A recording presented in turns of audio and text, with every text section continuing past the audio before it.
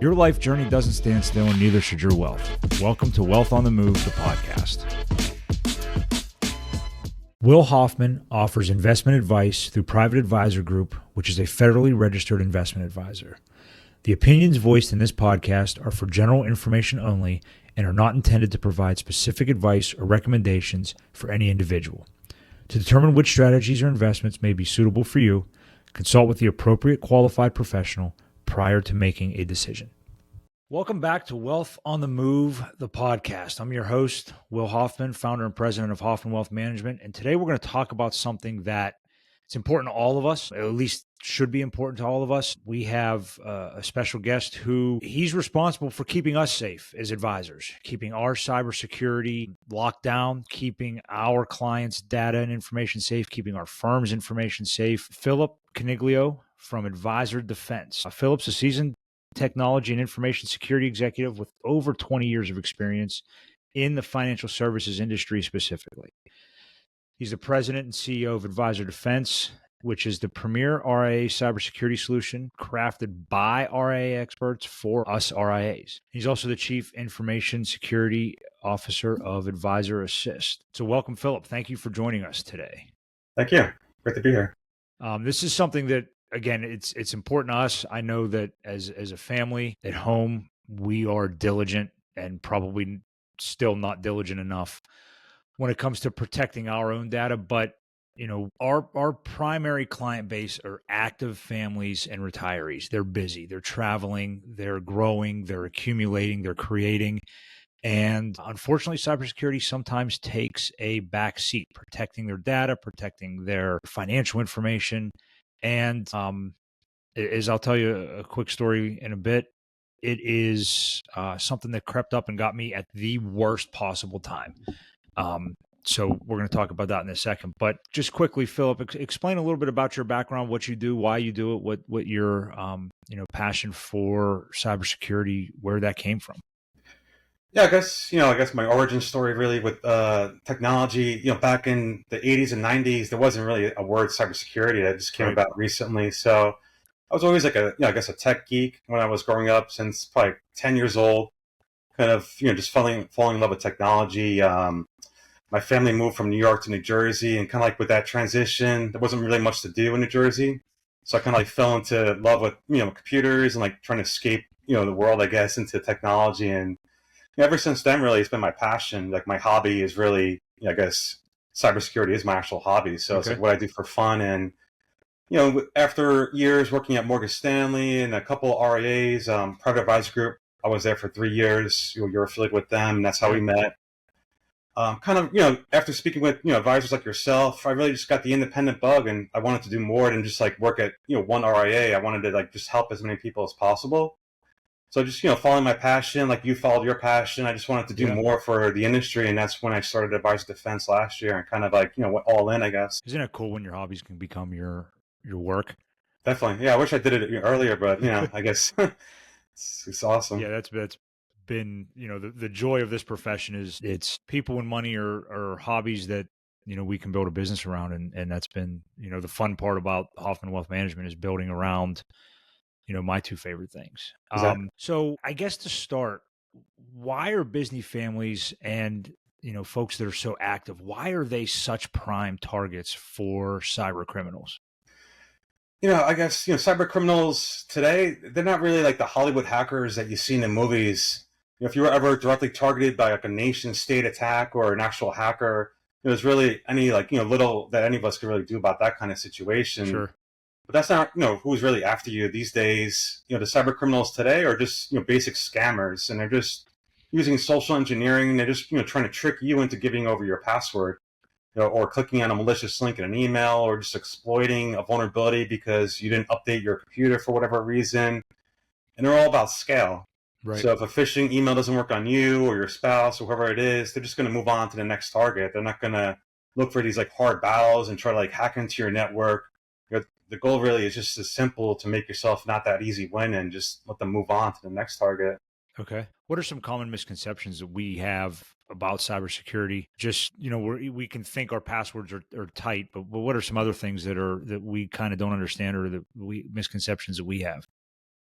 Yeah, I think I guess you could take there's two kinds of approaches really with cybersecurity. It's you take a proactive approach, or you be more of like a reactive approach where you think it's not going to happen to you, and Sure. you'll deal with it when it happens. It's not not really going to impact your life. But I would say to think of cybersecurity really like your home security system, right? Like you can leave your front door open. Someone could potentially walk into your house and steal something, or like even worse, like harm your family, and Right. then you could just deal with the aftermath if that ever happens to you. Or you could take a more of a proactive approach where you're gonna lock that front door, install a security camera, put in a security system, and then it's all about that criminal looking at your house and looking at the house next door. Are they going to try to waste their time trying to sneak around your video camera, or they're just going to move on to the next house? And Right. that's really the goal there. It's just all about risk minimization. Like you're Well, not, and it seems like as online shopping exploded, we all rushed to get Ring doorbell cameras.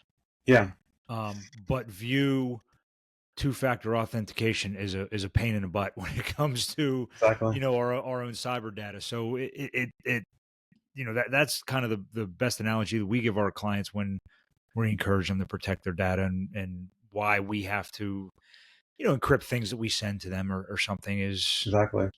we couldn't wait to get a Ring doorbell camera to protect our Amazon packages, but now we're rolling our eyes at changing our password every 90 days or something. Exactly. Even like password security, like one of my favorite statistics out there is all about like password strength and how you take a look at like an 8 character password, and then you have an attacker or scammer using like the the latest NVIDIA graphics cards that are out there, like that basically supercharge your computer. Mm-hmm. So with an NVIDIA graphics card, you can crack or guess an 8 character password in as little as 4 to 6 minutes. And if you take that 8 character password and you make it 12 character, 12 characters from 8, it's going to take that same attacker from 4 to 6 minutes to 200 years. Wow. That's why it's like a huge difference. Like you move those like 4 additional characters, it's going to make a huge difference in your security right there. So they're just going to move on from you if they Exactly. can't crack your passwords. Yeah, because it's all about scale. They're not going to go deeper into like a more of a 10 minute kind of like investigative kind of approach and then just move on. Right. Because there's so many people out there, it's just a waste of time at that point. Yeah, our focus and desire to stay protected. We actually we were on a family vacation, and it was my entire family, my brother's family, my sister's family, my parents, and our crew. We were all on vacation together. And unfortunately, my grandmother passed away while we were on vacation. And the next morning, I woke up to not having not one but two of my credit cards hacked, Oh wow. and two different banks, two different credit cards. Just I don't know if it was my passwords. I don't know if through traveling and getting gas at one gas station and buying dinner the night before at another Yeah. restaurant exposed me. But and it was a nightmare on top of a nightmare. Sure. Yeah. We were already scrambling on what to do because my grandmother passed away, and now two of my credit cards. And the credit card companies are usually pretty good. They shut it Yeah. down. They forgive the charges, but I still need to put gas in my car, and two of my credit cards are now not usable while we're trying to get home to deal with a family emergency. So, Oh, it does happen. It can happen to you. Unfortunately, it can happen at the worst possible times. And it's something that we all need to really take seriously, because listen, we are working our butts off to save, to exactly. accumulate, to create. And I'm sure that part of your passion comes from the same disdain I have for thieves. Exactly. And we're doing all of this to create, and it's bad enough that folks are trying to steal this information or trying to scam us, but it's not impossible to protect ourselves from this information. Am I right? Or from this instance? I mean, there's just this. It's just all about like risk minimization again. Like you really, there's no like silver bullet that I can tell you that you do this one thing and it's going to protect your whole life. And that's Right. why I kind of like to imagine cybersecurity more like an onion, where you have like these layers of security, where you protect the outer layer, how you connect to the internet. You protect the middle layer, which is all your devices, like your laptop, the desktop, or your Internet of Things devices at home, Mm-hmm. smart refrigerators, and all those things out there today. Everything has a password and a chip, right? Yeah. And then, like, the core of that onion is really yourself, and, protecting yourself and just being aware of the tactics that are out there, like phishing attacks and, physical security itself, just, and all those layers work in harmony. And collectively, that's how you secure yourself. Thank you for listening to Wealth on the Move, the podcast. If you are curious to find out how your cybersecurity ranks as a family, a household, or an individual, in the show notes, we have the Savvy Cybersecurity Quick Reference Guide for 2025. It's a great resource to be able to score how you're doing from a cybersecurity standpoint and how you're protecting your family, your wealth as you move and as you accumulate and create. In the show notes below, there's a link to the Savvy Cybersecurity Quick Reference Guide. Download it, score yourself, fix whatever issues that you may have, and let's get stronger in protecting yourself. Now back to more with Philip Coniglio. Yeah. So what are some of the top threats that are facing families and busy folks as they're maneuvering around or traveling or creating? What are some of those biggest threats? I would say, definitely the most common and most dangerous attack vector is going to be you and yourself, really. And it's, email security, because all these, consumer level email clients that are out there, like Gmail and Hotmail and Yahoo Mail. It's designed for the masses of the world, so it's not going to give you more filtering for phishing and spam beyond like what they can do to, just cope with like everyone in the world trying to use Gmail. So it's not going to block emails from China or Africa or Russia, because people in China use Gmail, or, I guess that's a bad example, but people are using these email clients around the world, so they can't really be, restrictive in that sense. Sure. So it's just, clicking on something there, one click away, and you're pretty much, it's going to be a game over from that standpoint. And, endpoint security, one of the, I guess, the pet peeves I have with email security, endpoint security rather, is just antivirus security. So, a lot of people. Can you elaborate there? When you say endpoint security, what do you mean? Basically, like the antivirus, Okay. software that is on your machine. So, like Windows, a lot of machines that you buy from Dell, for example, it comes with that free McAfee trial, Right. that's out there. And then, there's also like a Windows Defender, the basic kind of like free included antivirus solution for Windows. At the end of the day, McAfee was great in the 1990s, but, Right. It's not great anymore. I mean, that's why it's free for a reason. Like, nobody really wants it anymore. And, number one, I would recommend just going out there and purchasing a real actual endpoint security solution. Okay. Not just relying on these free solutions that are included in Windows. Okay. That's gonna save a lot of attacks, because, these malicious links that you're clicking on with a real endpoint security option, it's just going to block that from executing in the first place. Right. Okay.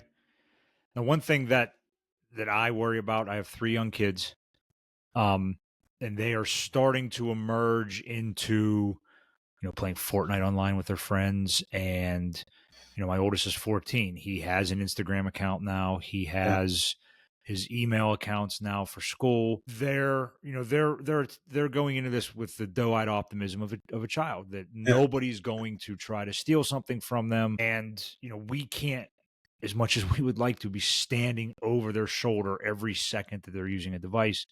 It's not a reality. Yeah. So what can we be doing when it comes to our kids and protecting both, their identities online, and then as that expands to, their social security numbers and their potential credit histories and things? That's a great, I guess, segue back to the onion concept, where you have that outer layer, the shell of the onion. Mm-hmm. And your internet service provider is going to give you that like all-in-one router, where it gives you your Wi-Fi connection and your home internet connection. But if you want to take the extra step, there's consumer products that are out there that give you parental controls. So you can buy what's called a firewall, which basically, think of a firewall as like, protecting the firewall of your house, really, Right. which is your security. And you can set kind of web content filtering controls around that, so you can block adult content sites, or like no malicious categories, or things that you don't want your kids to see. Basically, Sure. you can get that up and running there. And then, from I guess the personal level, I definitely recommend locking down your kids the credit, even though they don't really have any credit cards out, any like credit cards out there. You can go to the 3 credit bureaus and lock down or freeze their credit, which basically will prevent someone from taking their social security number and then opening up a bank And account. that's pretty easy to do, right? You just log into those Experian and credit Equifax. Experian and shut it down until they're ready to buy a car or Exactly. finance something or open their own credit card or something. Yeah, the government actually requires all three bureaus to offer that for free. So it's Okay. a free of service charge. It's free service. You just go on their website, look for the link to freeze your credit, and then you just plug in a social security number, and then you get you set it up, and then Yeah. you have to remember that it's frozen. It's like when you go to buy a car, you're gonna get denied basically. Right. That happens to me all the time. Like I forget about it. Yeah, because you have to unlock all three of them because Yeah, you don't know who and then which one? which bank they're going to use or if they're going to use all three. Yeah, I get that like weird conversation like, oh, we can't run your credit. I'm like, oh yeah, it's frozen. Yeah, see, now there's a step that we take at home. I get, and maybe this is excessive, maybe not. I get it after that experience with my grandmother. I get a text message every time one of my credit cards is swiped. Right? Yeah, with the Um, charge. Yeah. but it's become impossible for my wife to surprise me when it comes to Christmas or birthdays or something Yeah. because I'll see a swipe and say, "Hey, did you buy something on this site?" And then she's like, "Would you just let it go? I'm trying to buy you a birthday gift, and now Yeah. you want to know, did I use the credit card at Dick's Sporting Goods or something?" Yeah.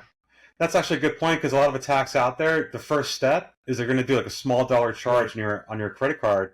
And so if you don't notice like a $5 or $10 charge, then they know you're not looking, and then they'll go ahead and like go to like Walmart and spend like $5,000, right, whatever it is on on everything.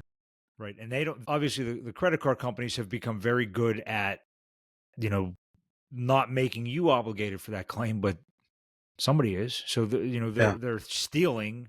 It may not eventually be from you, but they're stealing from Walmart or from the credit card company, or they're stealing Yeah. from somebody at that point. Exactly. That's why I never use my debit card when I Never, purchase anything, even never. like for gas or anything, because Nope. then it's your real money at that point. Right.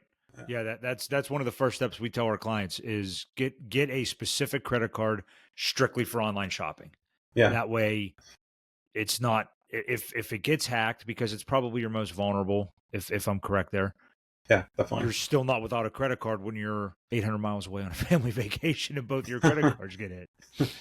That's a good point too. Like I think you probably fell victim to a skimmer attack where attackers will go to a gas station. Right. In New Jersey, we're a little more fortunate where we don't pump our own gas, but I guess everywhere else in the country, when you go to the gas station, there's a skimmer where you basically put a credit card reader on top of the actual credit card reader, and then when you put in your credit card, it's scanning through a skimmer, and that information is going to the attacker and then going into the actual machine. Yeah. It's like you'll see me like whenever I go on a trip, I'm always like pulling down on the card readers to make sure it's actually like the real Okay. card reader. That's a little like paranoid that I am, but like Now, all can like it hit up places other than gas stations? I mean, ATMs, can they put those on or yeah, I think gas station is the most ATMs? common Yeah. because there's no video cameras. Like no one's really looking at that gas station on the highway, but like I've seen them on like convenience stores Mm-hmm. or ATMs a little harder because there's a lot of like more video surveillance Right. at that point. But it's definitely I'm always like tugging on those ATM machines just to make sure that there's nothing really attached to it. So we've talked about a few ways, vaguely on building a strong defense. What are some habits that families and active retirees should have when it comes to protecting themselves? I would definitely look into a password manager Okay. because a lot of these days most people are trying to there's so many passwords to Right. remember that you have for everything. Pretty much everything is online, and the best way to prevent a password attack really is to have a unique password for every single account, which really gets impossible. How you're going to remember 100 different passwords that are Right. all different. A lot of people will use the same password and just change like the last letter or character, and that's not really going to do anything for you because most people are doing that, so it's a little obvious. So password managers make that process simpler for you. Okay. So basically all you need to remember is like your one master password. So you create like one 20-character password that like, is the only one that you remember going forward, and that unlocks your vault of passwords where you have all these different passwords that get auto-populated into everything you browse on the web Mm-hmm. because you use your password manager and like it populates that username and password for you. And that way it makes it a lot easier to have like a unique password everywhere and to save it all in one spot. Now, what about updating what frequency should we update our passwords? Because I know everybody's going to groan and say, I know, Philip, we should do it every 90 days. But I don't want to sit down and update 200 passwords every 90 days. But is that what's necessary? I think it's more about the complexity of the password these Okay. days. So if you have a 14 character password, then I would change that once a year. But if Okay. if you're using an 8 character password, that's a little more vulnerable. Then that's where you want to set it, change it on a frequency of more like every 90 days or every 3 months at that level. Okay. Now, what about our mobile devices? We're in and out of coffee shops, we're in and out of hotels. Busy folks they're in and out of everywhere. And it seems like we need to use those devices to navigate Disney World, to to order things, to get groceries and dinner. What should we be doing with our mobile devices when it comes to securing them? Because that's where I see the biggest vulnerability for our family. Definitely. I mean, mobile devices, I guess, for us to talk about maybe like laptops and like using public Wi-Fi. That's just, a huge no-no for me is just, Right. getting on that like Starbucks Wi-Fi, or even if you're at a hotel and you're using the Wi-Fi in your room, think about it like you're trusting everything you're doing online to the internet connection of that hotel or that coffee shop. And, there's no like team of cybersecurity analysts in the basement of the hotel Right. watching out for you at that point. No, they're just trying to give you free Wi-Fi so that they can More the convenience of it. say that they give you free Wi-Fi at that point. Exactly. That's why, number one, I would recommend getting a VPN solution, which is VPN is a virtual private network. So I guess, to simplify that, really think of, the internet is like a highway where it is like a 10-car highway. You're all traveling on the same internet connection. I can see you, you can see me driving. Like I know where you're going. I can follow you. With that VPN, it creates a tunnel. So it's only your car in that tunnel. No one else can see you because you're in this like secure tunnel, which basically, funnels all of your traffic encrypted to the final destination. Okay. And that'll That's a great analogy. Thanks. Yeah. I try to keep it, keep it easy. That and the onion. That was when we talked about that a couple of weeks ago. That was what I went home and explained it to my wife and the kids. I said, think of it, this is the way you have to think of it. There's multiple layers to keep yourself safe, just like there's multiple layers to an investment portfolio. There's multiple layers to, entrepreneurship and businesses. And this is really no different. Yeah, exactly. You'd already mentioned freezing credit accounts. Is that something that, you said you do that for yourself and you're, an active guy growing a business. So beyond our children, that's something you would recommend for all of us to do. Definitely. Yeah. That's the first step I would take for sure. Okay. Just, there's been, I think there was an attack last year where basically every single social security number was compromised.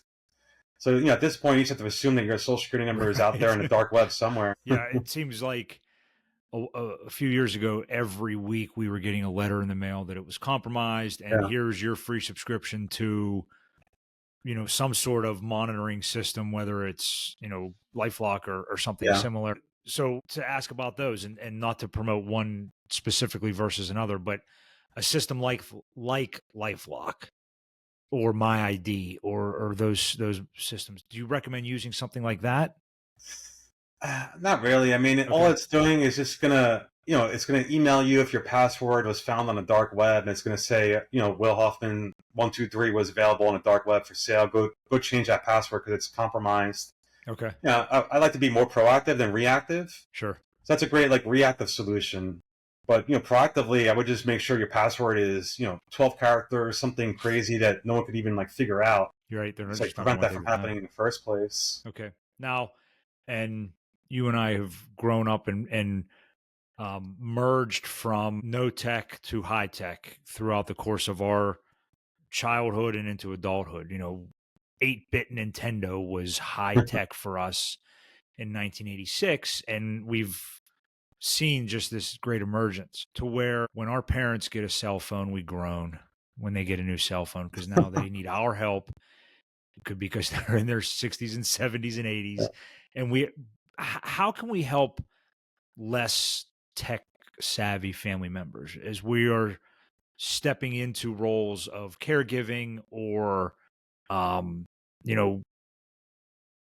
beyond that? Because my biggest fear, and when I think about my business, if something were to happen to me, my business still has to operate.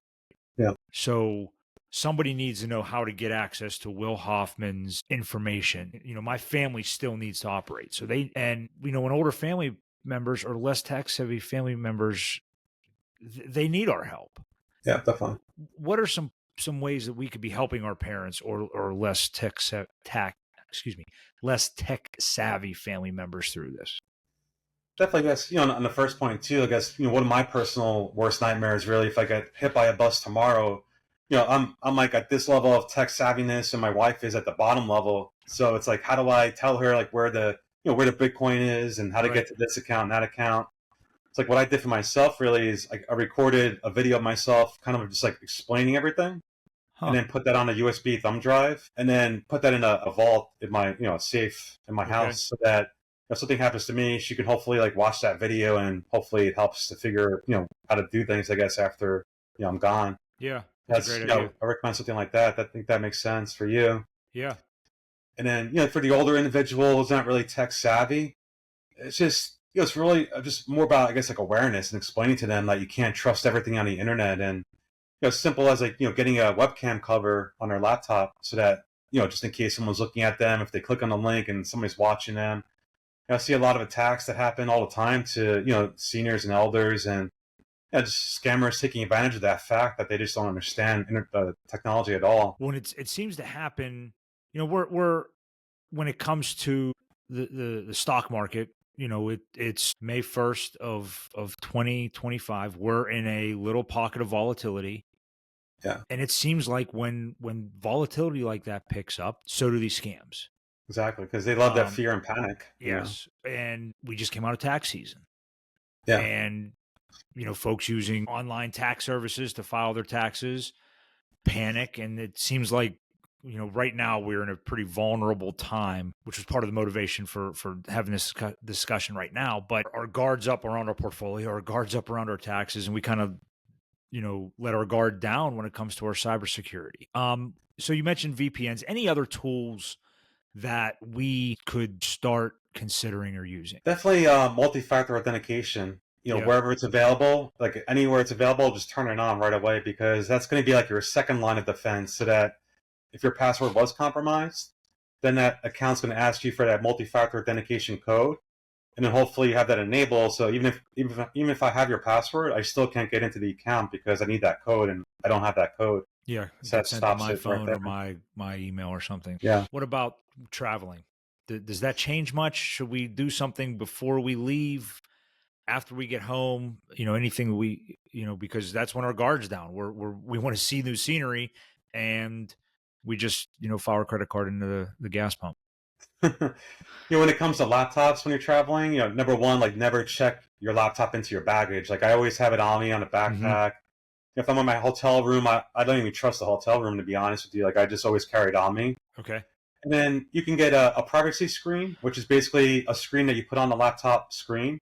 So that if you're looking, if I'm looking over your shoulder, what's called shoulder surfing, I won't be able to see your screen. So if you're sitting in the airport lounge, like catching up on emails, and I'm sitting next to you looking over your shoulder, I can't see what you're typing because that privacy screen is on the monitor screen. Yeah. So, definitely recommend that. It's like, $30-$40 on Amazon and you stick it right on the screen there.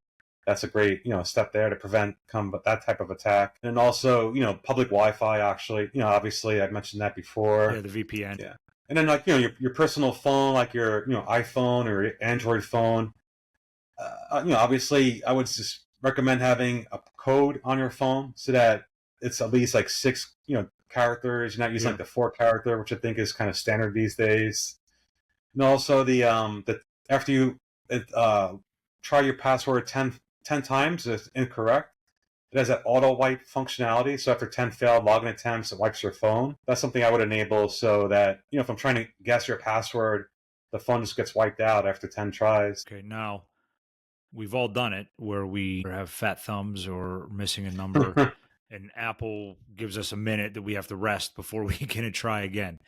Yeah. So you would suggest eliminating that feature that gives us a minute and then wipes it clean. Yeah, kind of like 3 strikes you're out. Definitely. I mean, you have to be careful with that too. Like if you have kids, using your phone. That was my first thing was, I know. you're in a crowd, you're in a busy restaurant and your kids are driving you nuts. So you hand them your phone, and all of a sudden you've got no data on your phone. You get it back and it's gone. Yeah. Yeah. I mean, it's, reality of it. That's kind of like what you have to do these days, especially if your email's on there. It's, pretty much your whole life is on that device now. It's just like a mini laptop, basically. Well, this is hopefully not terrifying and empowering more than anything to hear these things and talk about them, because the alternative is terrifying. Is somebody getting a hold of your identity, somebody getting I remember my ID number in college was my social security number. Yeah. So you just walked into the registrar's office and yelled your social security number to get help with something, or to the financial aid office or something. So we've come a long way in those 25 years, Definitely. but we still have a ways to go. Even like artificial intelligence now is just changing the whole game there. Yeah. It's just making these things a lot harder to catch with like phishing emails. Like when we were growing up, like you get those emails from like the Prince of Nigeria asking you for help with the inheritance. Now these emails today, they're just like, they're more, the grammar's better than my emails, to be honest, these days with the phishing emails. All right, buddy, we're gonna do some rapid fire Q&A if that's okay with you. Some Sure. I don't want to say personal, but some fun and not related, and some cybersecurity rated. I guess first, what are you most worried about on the horizon when it comes to cybersecurity? Definitely artificial intelligence. People, they just don't understand that, ChatGPT and Copilot and all these other solutions out there, like once you enter your data into that platform, you lose control of it. Yeah. So if you accidentally plug in, your social security number or your account number or something personal or confidential, you can't call ChatGPT and ask for that data back. It's just, you just have to trust but verify, really. Like, make sure what you're entering is not sensitive. Be careful there. What is your favorite piece of technology that we're not using anymore? We're not using anymore? Yeah. It's a good question. Like, just to get, I miss my Game Boy. I mean, that when that emerged, that changed everything, because now we had Nintendo in our hands. I was a huge America Online, I guess. Okay. Remember that? Yeah, the CDs. Those chat rooms. The CDs. Yeah. I was into that when I was a kid growing up. I was always online using that. That was the first phishing attempt, right? ASL, to find out where you were and what your name was and how old you were, right? Exactly. Those chat rooms were a lot more innocent back then, I guess. Yeah. All right. We haven't talked about this yet, but you are a sneakerhead, right? You have a pretty robust sneaker collection. What's your favorite pair? It's definitely my Jordans. I like the I forget which pair it is. I got to look at I have so many. It's just there's like a whole wall over here of shoes. I'm a Jordan 6 guy. That's probably my favorite pair of Jordans. The Jordan 6 is the black with the like the fluorescent orange trim. Yeah, exactly. That's a good pair. Yeah. Anything like, I think like from the first like 1 to 6, definitely I like the first kind of like generations for sure. Those are my favorites. Trying to get my boys into it. They have embraced it, and just modern. They want the new Lucas when they come out, or they like the Jordans, and trying to explain to them that my mom always said what your parents wouldn't do for you, you do in excess for your kids. And exactly, those shoes were expensive when we were kids, and I know that's why I kind of fell into it. Yeah, my parents were I'm not buying you $100 pair of sneakers for you to go out and destroy. And now, like my shoes, I wear them to like the holes that come in the bottom of the sole, basically. When I was growing up, And now I'm like, as soon as a new retro pair gets released, I'm trying to buy them for my boys so that they can enjoy them. Yeah, it was a fun activity for me during COVID, like, lockdown, like nothing else to do. So I kind of like went crazy on like, getting those drops and buying shoes. Yeah. Yeah. My middle son, Miles, he's also kind of a basketball junkie. So he's into the shoes a ton. It's been fun to watch and watch him come up with. That's awesome. All right. So as we wind down here, what are some 3 things that folks should be doing immediately after hearing this that are going to take a lot of these concerns and empower them a bit more? Definitely, I'd say number 1, take an honest look at your passwords. If you're using the same password or a variation of that password for everything, you just have to change it and use a different password for every single site. And if you don't want to go with the password manager because it's too, scary for you to try to figure that out, then write them all down and just make a different password for every single account and just put that password list away somewhere safe. And then number two, antivirus software. Look at your computer. If you have that McAfee solution that's out there that was like, you didn't renew it and it's expired 2 years ago, or you have nothing, Windows Defender on, or if you're running a MacBook, MacBooks have nothing included for antivirus at all. Right. So just, there's so many solutions out there that, cost me like $40, $50 a year. But the value of that, it just goes so far beyond that. So number two, definitely to purchase some kind of endpoint security solution for yourself. Okay. And then, number three, I would say a VPN solution. So not a free VPN solution because, free means you get what you pay for. Right. So those providers are basically going to sell your data to make money off giving you that free service. So definitely go for a paid VPN, $5 a month. It's not really going to, break the bank. Sure. When you're traveling, if you're on the go in a hotel, at the coffee shop, at least you can protect your internet traffic there. Yeah, as we're moving, that stuff's scary. So where can our listeners find you? What's the best way to to engage your firm services or to find any content or things that you're publishing?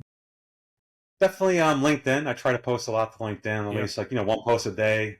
So I'm pretty active there, and then advisordefense.com, the landing page for my company, kind of like links you to our information on our what we do basically for our clients. Awesome. Well, thank you so much for joining us. Thank you. If you have any questions, make sure that you reach out or find Philip on LinkedIn. We'll have his profile attached in our show notes. If there's any questions for us, make sure you reach out to hoffmanwealth.com. I'm very active on LinkedIn as well under Will Hoffman. And until next time, remember to keep your wealth moving. Stay safe. Yeah.